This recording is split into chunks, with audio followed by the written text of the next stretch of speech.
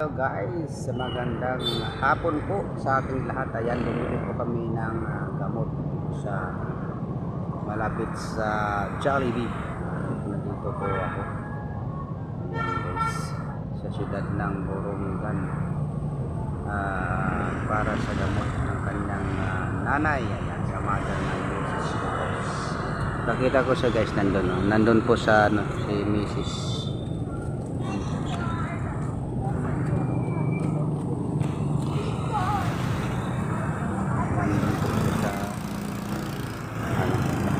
Dumaan po guys. Yan po, nandun si Miss, nandun sa Ross Pharmacy. Yan guys, yan po ang Borongan. Shout out dyan po kay Ting-Ting dyan.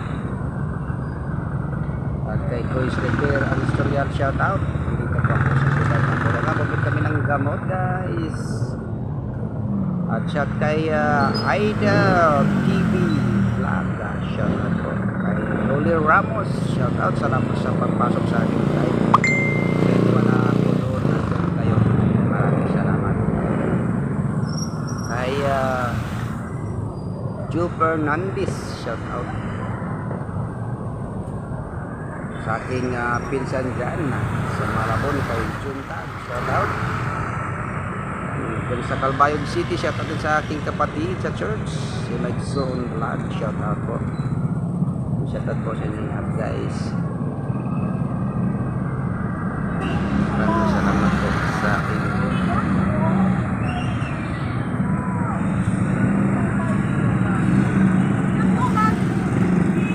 Shoutout po sa mga OFW. Shoutout po sa inyo guys. Maingin po dahil na hapon na. At shoutout din kay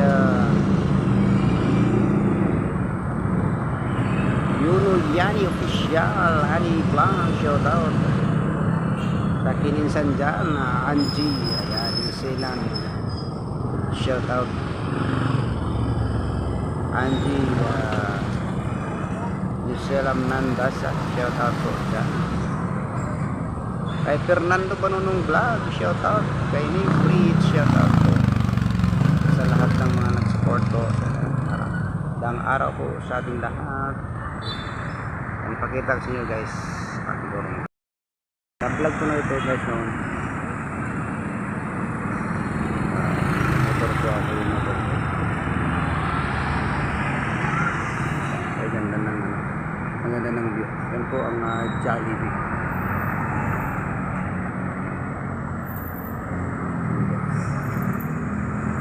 Hinintay ko lang si Mix. Nandun kami galing guys doon. Ikot na din ako mamaya. Ikot ko. Hintayin ko lang si Mrs. nandun pa.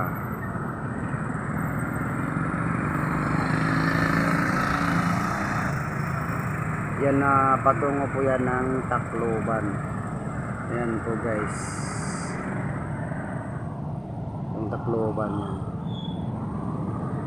Yan nga ang umuwi ako doon. 3 araw lang ako doon sa aming Salite.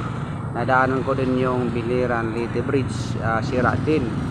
Tapos pag-uwi ko, pag-uwi ko doon, pagdaan ko nung Martes 13 ay hindi pa yung sira yung San Juanico. Pagbalik ko guys, yung sira ng San Juanico, hindi na pwede dumaan yung mga malalaking truck, no? Umabot ang 400 tons, hindi na pwede dumaan. Yung mga multi-cab na lang at saka motor single. At yung malilit na lang sasakyan abot ng 100 tons. Yung malaki din na pwede. Kaya hirap po dito guys at mga gasolina, bigas at mga kopra hindi na po na-deliver pag Tacloban dahil hindi na po ilaanan. Ay sabi nila daw 2 years bago magkumpuni para gumaayos. Ang hirap naman ito guys. At marami naman mag-aray ng mga tao at itong mga pasamantalang ng mga negosyante, tataas naman yung kanilang demand at marami na namang tataas yung mga bilihin. Kunwari daw hindi makarating yung mga consumer, kaso meron namang Maynila direkta dito. Kaso yun nga, mga wise yung mga negosyante, gusto nilang kumita ng malaki. Minsan iipitin yung mga consumer. Yun po ang gawa nila lagi.